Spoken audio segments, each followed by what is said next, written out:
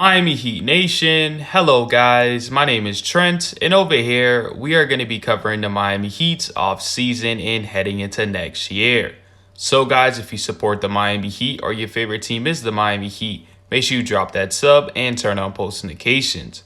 Now, in today's video, we are going to be talking about and grading the Miami Heat free agency slash off season part 2.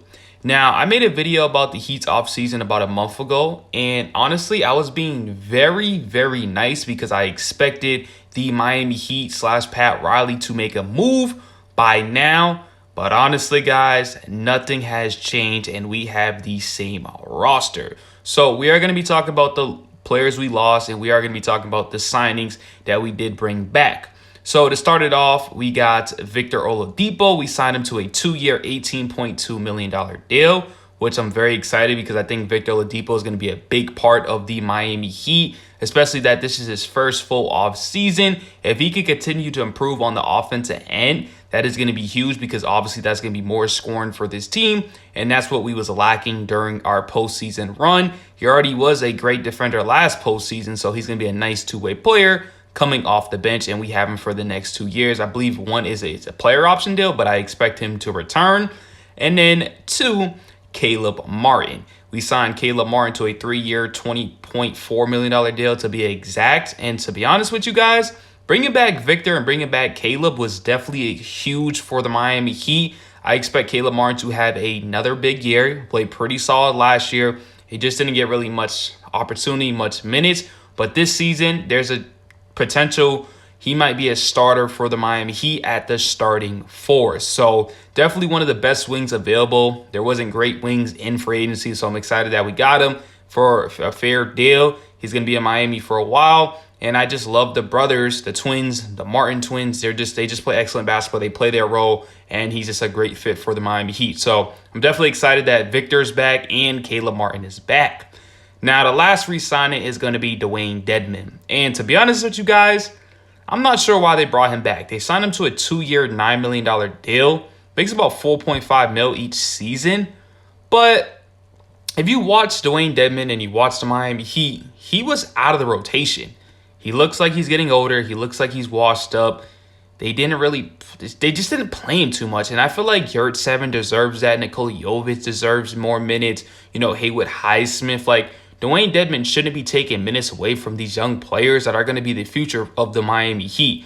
So that's the only reason why I didn't like this signing. And you brought him back for 2 years.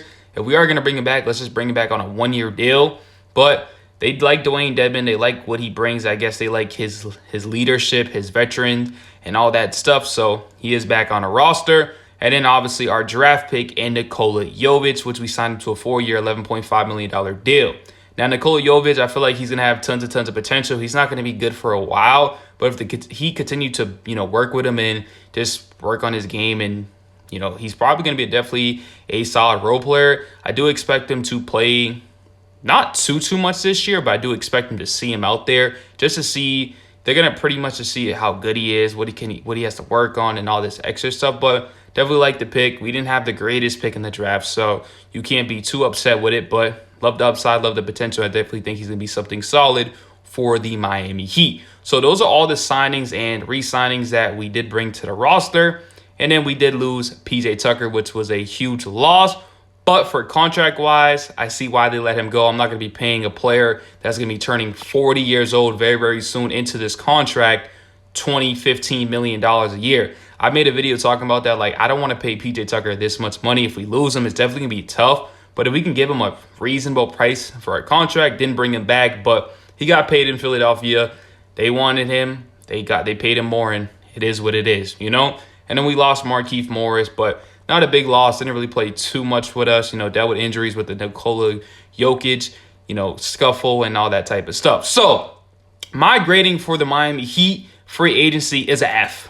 Nothing really positive besides Victor and Caleb, but we expected them to be back. It's not like we expected to lose them, but we had made no moves, no big moves at all. I think we should just give up on Kevin Durant. I don't think we're going to land Donovan Mitchell. We didn't sign nobody besides our own players in free agency. It's very unfortunate. I'm not sure what Pat Riley's doing at the moment. He must feel confident in this roster, even though I do feel confident in this roster. But I just wish we did make a move for something for us to talk about. But we did nothing, and this was just an awful offseason for the Miami Heat. So you guys are in the comment sections. You grade this team A through F.